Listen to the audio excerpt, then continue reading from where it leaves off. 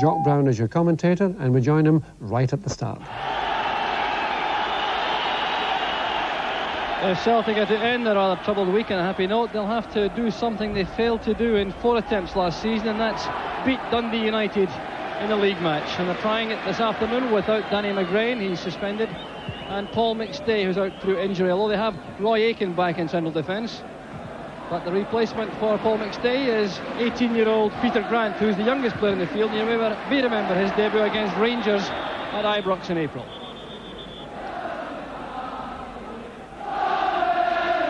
Dundee United's principal problem at the moment relates to the transfer request from top scorer David Dodds, who's been left out of the squad.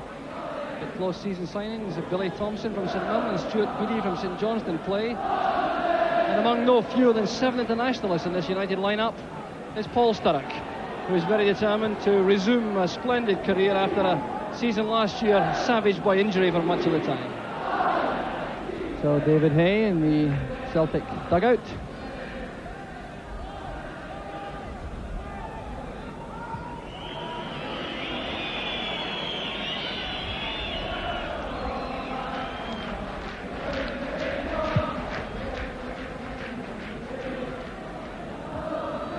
Allen's header helped on by Holt.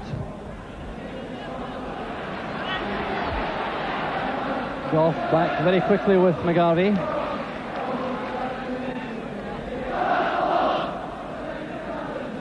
It's a very interesting defensive formation this from United. These 3 central defenders, Goff, Hegarty and Neri, interchanging between marking and playing a sweeper. Free kick this time, given to United. McAdam offering no complaints.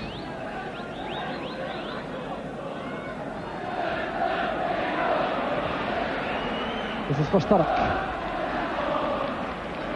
Now Milne. Kirkwood towards Beedie. The opening goal for Dundee United. Stuart Beedie makes it 1-0. A beautifully contrived goal from Dundee United. Stuart Beedie's first for his new club. Set up by Sturrock initially to Milne. They took the pass back, played it inside. Kirkwood's layoff found Beedie. And with the defence closing in, he squeezed it under Pat Bonner for the opening goal.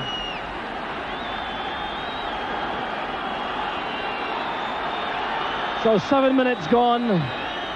And United starting in the best possible fashion. And what a lift that will provide for Stuart Beedie. He only managed to score 2 in the entire season last year for St Johnstone, playing in midfield. And still, Jim McLean looks calm and pensive in the director's box. McGarvey and McClair up front through the middle, with Cahoon wide on the right. There's McLeod. And no chance at all from that pass from Tom McAdam.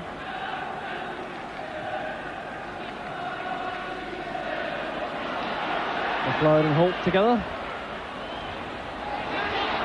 Face knock for Cahoon and the challenge with Goff.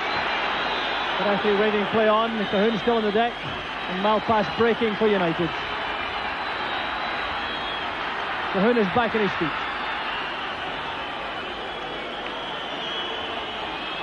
Now John Holt. Good effort from Holt. Saw the gap for a left foot shot and found Bonner in good position. Holt did well here, picking the ball up. All the forward players closely marked. Saw the chance to make a space for himself. A lot of power in that left foot shot. Bonner made it look easy.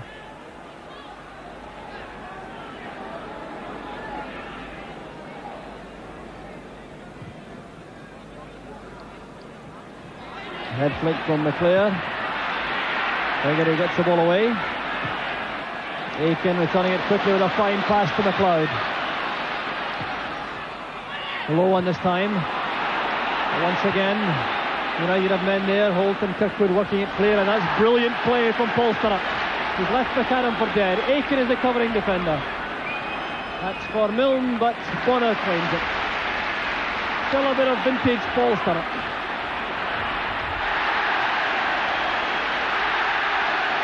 Very tough tackling, and Peter Grant penalised for showing the studs to John Holt, and the descent will earn him a booking.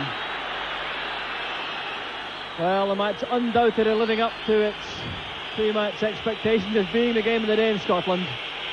Peter Grant, youth internationalist, being booked, and it was not for the tackle alone, it was for the spot of descent immediately afterwards. But Paul Sturrock there, looking to be right back at the brilliant best we saw from him 2 seasons ago, leaving McAdam with that brilliant turn, the hallmark of Sturrock's play.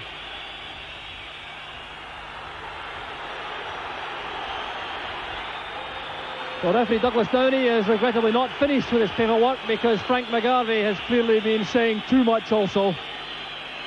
Well, this really is sheer folly on the part of these players, because the guidelines in the close season, the SFA, were very clear to referees. All dissent had to be stamped out very early indeed, and that's something that players should surely have appreciated.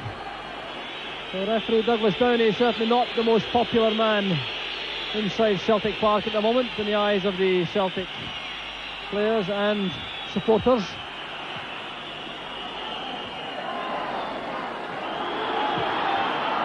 Although from a neutral point of view, I can't see many faults in his performance. McInally laying it off for Grant, who switched the left side of midfield to replace Murdo McLeod since McLeod went off injured, leaving room for McClair on the right side of the field.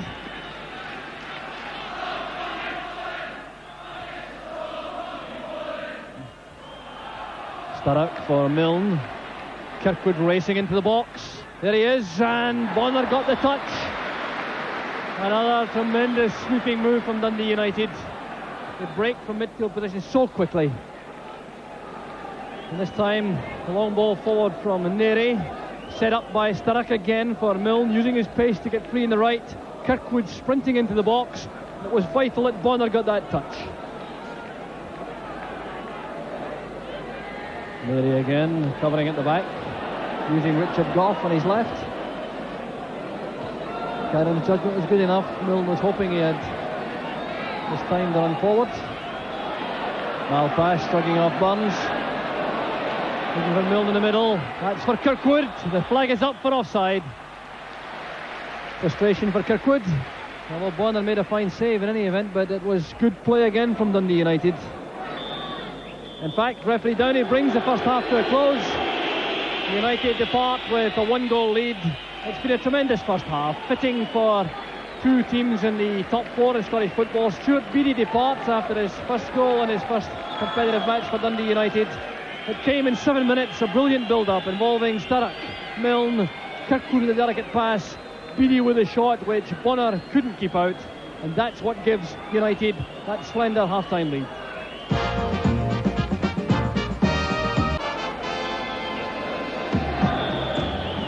United get the second half underway after the first 45 minutes, when they certainly impressed mightily as potential candidates for the championship. For my money, they were well worth that 1-goal half-time lead.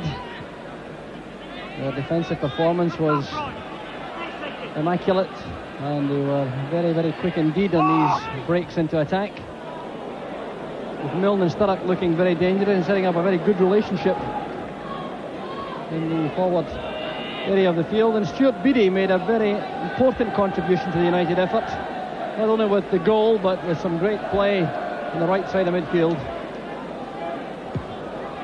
The Celtic have to find a way to break down this superbly organised United side. They've tried several variations since the start of the match. They've got Alan McInally now on. They've got Davy Provan still in reserve, but they still have not been able as yet to put the new United keeper Billy Thompson to any serious test. Here's Graham Sinclair.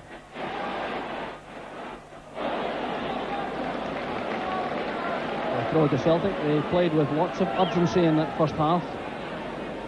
They hustled and worked and pushed forward all the time, but they couldn't make clear-cut opportunities. And Royakin forced a long pass back.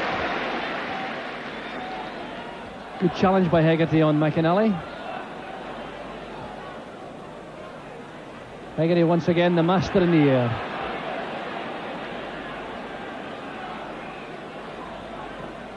Beedie just getting out of reach for the pass across field. And once again, Hegarty's timing is superb.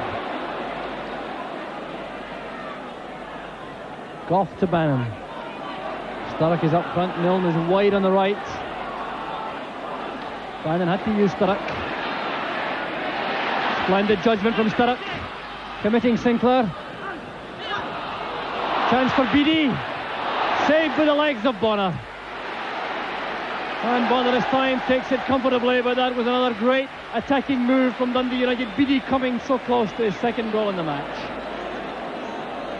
Set up by Sturrock as he escaped the tackle of Graham Sinclair. Headed for the dead ball line, looked up, pulled the ball back. Now, this cross should have been cleared initially by Peter Grant. He had the opportunity, didn't take it. There was Beedie with a left foot shot, and Bonner saved it with his right leg. Sturrock. The run from Bannon gave him room to turn. Cahoon looking for Aiken. Holt is there. A couple of strong men together, Aiken and Holt. That's a fine pass for Sturrock. He has Milne inside, Kirkwood in the middle. Preferring to use Bannon. Well collected by McClair. From the Cadham students. This is McClair at his best, running at the defence. Cahoon on the right. And he needed no one else. McClair's equaliser. 14 minutes into the second half. Brian McClair breaks Celtic's lead up for the new season, running virtually the length of the field. I don't think United could believe he'd have a go himself. They tried to cover all the options. Enticed him to play it wide to Cahoon. The controlled shot, and Thompson couldn't reach it. Well, Brian McClair, the scorer of 31 goals last season, gets his first in the league of the new season and puts Celtic right back in the match. So John Cahoon will be the player to come off.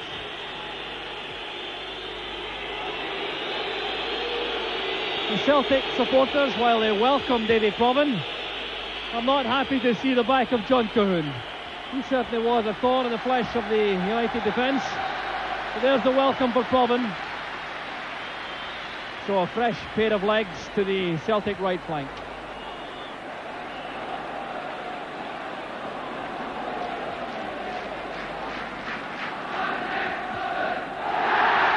It's a good first touch for Provan. McGarvey going by himself.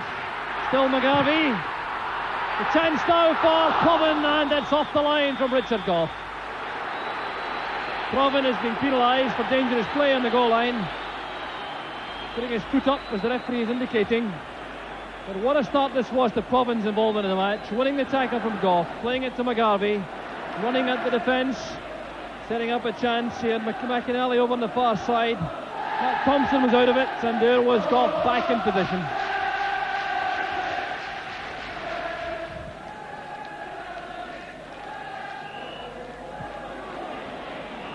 Aiken's header, Milne fastens onto it to get Bannon on the left. Good effort from Milne. Bonner had the angle narrowed. Milne almost took advantage there, checking inside Sinclair, hitting it with a lot of power, and Bonner in the right place.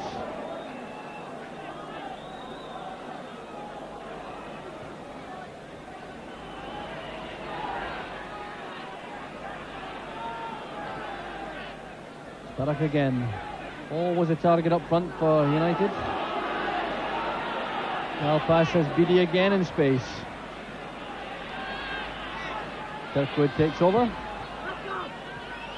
Now Milne. Sidesteps his man. Sturrock coming for the ball. And the Celtic man goes down. It looks like Graham Sinclair, who's on the deck. Bannon towards Sturrock. Saved by Bonner, and it was the injured player who placed Sturrock onside.